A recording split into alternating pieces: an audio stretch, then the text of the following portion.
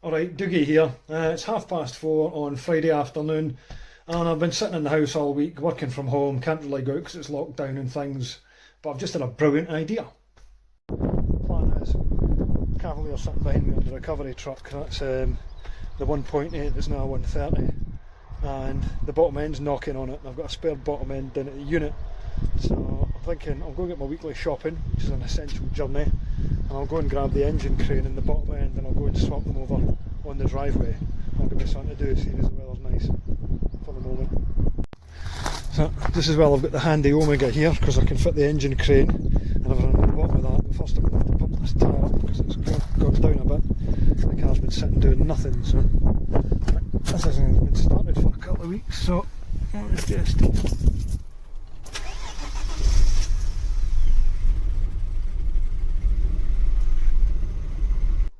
Right, I'm just going to go and get ready to go and drive down to Armadale. Suppose you fancy getting out of the car. So the thing was, she managed to get herself locked into the car for a night the other week, and she peed on the seat base, which I've had out the car since then, drying out and trying to get the smell out of it. She's clearly learned from this. Right, out, come on.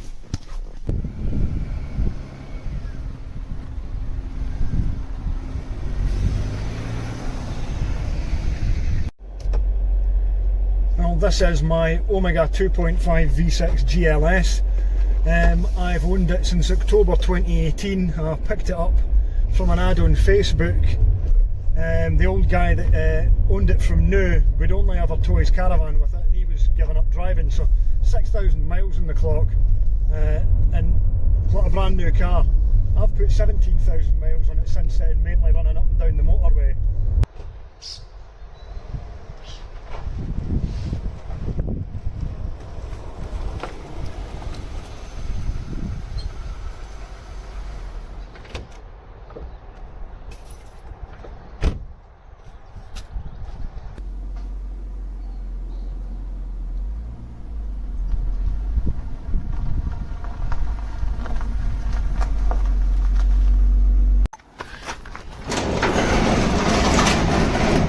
Hello baby, let me introduce you to my Cavalier GSi with 3 litre V6. It's been down the unit for a little while now. It doesn't need that much for the MOT, just waiting to get in the ramp because Kenzo's GT 16 valve's been on there since before Christmas. Hopefully it gets that finished off soon. But anyway, why I'm down here is to pick up this engine crane and this C20 NE engine. I thought I had taking the cylinder head off that. Right, I'm going to do that now because I don't really want to take the whole lot up the road with me when I don't need it.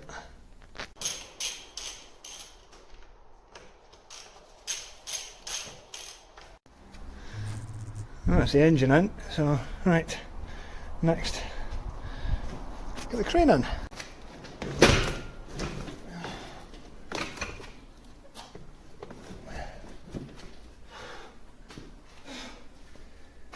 I'm so unfit right now. Right, in the back of the car I've got the engine crane, the support, the 20 NE bottom end, a clutch that I found for my 16 valve Cavalier, the head gasket, and we're good to go. It'll probably rain all weekend now because it's Saturday morning and it's cold. I'm going to rearrange the driveway, get a Cavalier onto the monoblock, get the stuff out the back of the Omega, get set up to take the engine out it.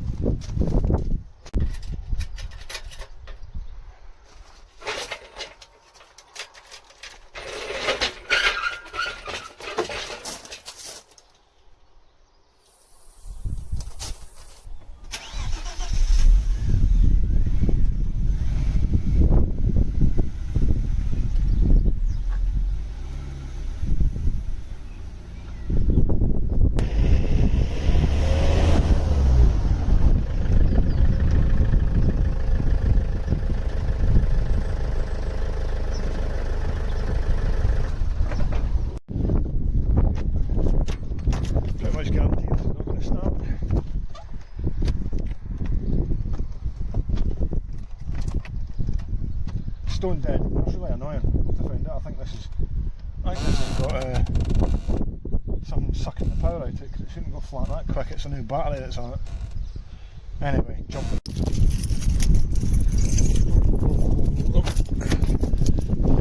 Already opened it.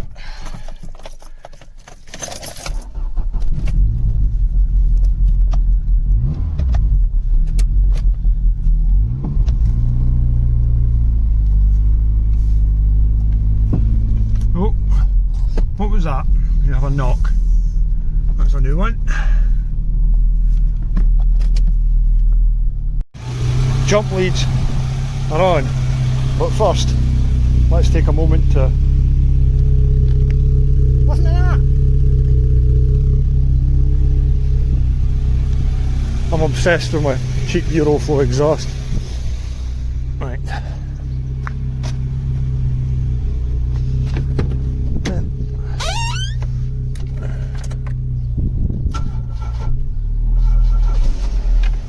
Wait.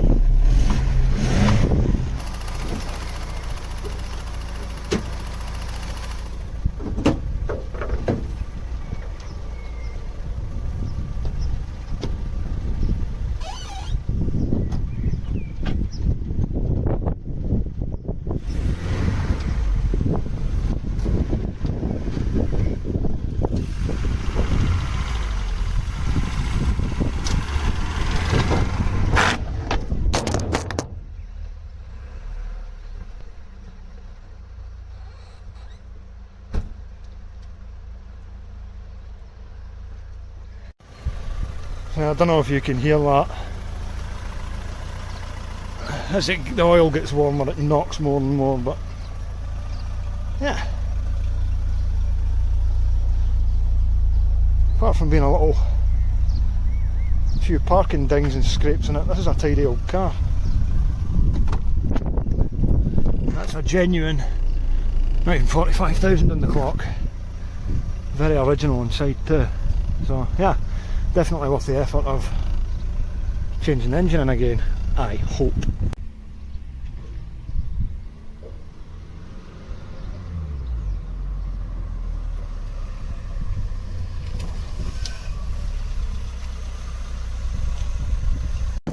Don't know if you can hear that now. Oh yes. There's a car up in there. I really like this 3-ton trolley jack and axle stands I bought from SGS. Got into them, and I also like the 44,000 mile sills and jacking points on this car, which means you can get it in there without worrying about it. A couple of the bits on this one, a teeny bit soft, which I'll have to get around to at some point, right.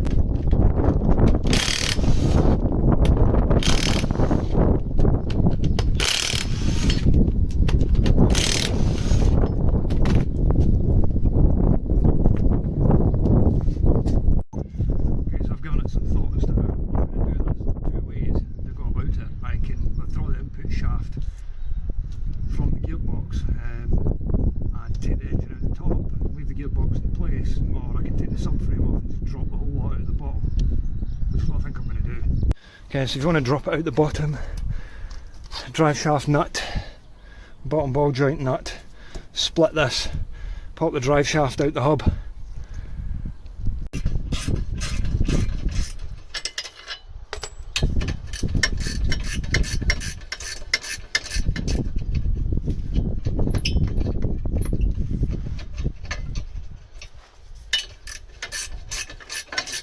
Anybody who knows these, well, that's quite impressive. There's still threads on there holding it. Usually you've got to put a nut on the other side or get rid of them altogether.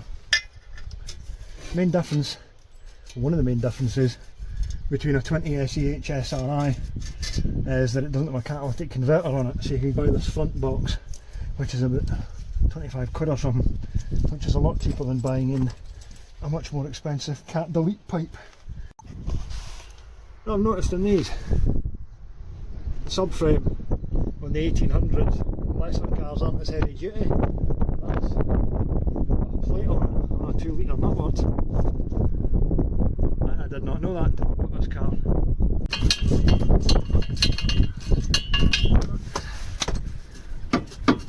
Helpfully put up notch at the side of the manifold, which will hang it on there alright, so that's how it works. The power steering pumps, 315s on the front of the engine. I'm going to take that off and leave it hanging there. I do like these early designs with the two belts, separate for power steering and alternator, rather than that one that they put in the facelift cars where it's just one big belt. Before I forget, I'm going to take the oil out it. It's important to remember to go and disconnect everything before you start trying to drop the engine out. We've got the main multi-plug here, we've got the battery terminal and the coil connector, speedo cable, clutch cable, heater matrix hoses.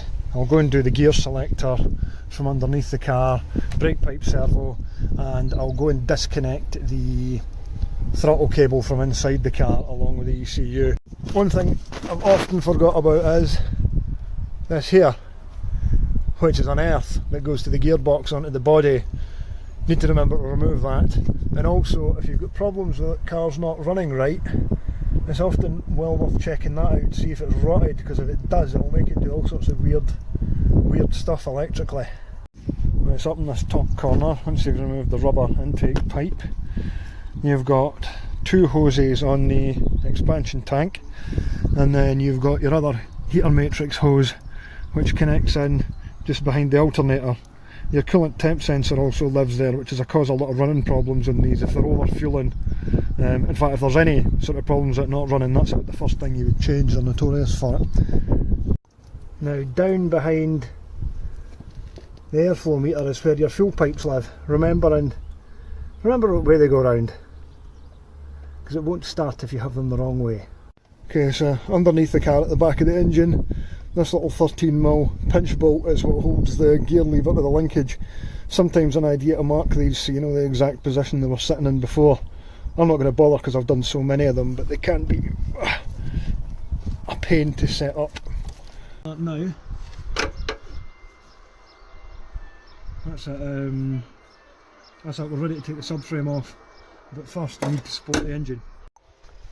Right, so I've got my engine support on there, because when I drop the subframe there's an engine mount on the back of it, and when that's away the engine will tip backwards, which I don't really want. And once that's out the way I can just hook the engine crate straight into the chain that's on the support, take the support out the way, and then gently lower the engine to the ground. That's how I like to do it this way. Okay, I'm back under the car again. This bit here with the two holes in it, that's where the engine mount bolts live. Which are a couple of 17mm. That won't do anything when you remove them because it's still sitting on the subframe, but once the subframe does move, the engine would rock backwards. So hence the reason I've got the support on it. Right, subframe, two 16s at the back, two 18s in the middle, two 16s at the front.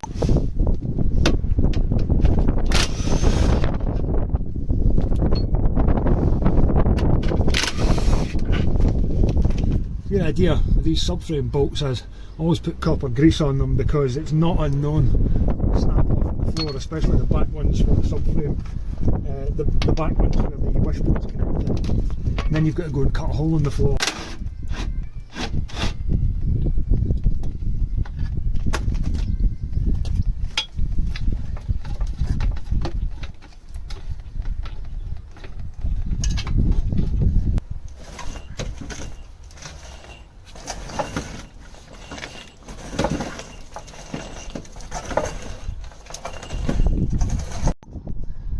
Okay, so that's the engine out of the car, which is easy enough.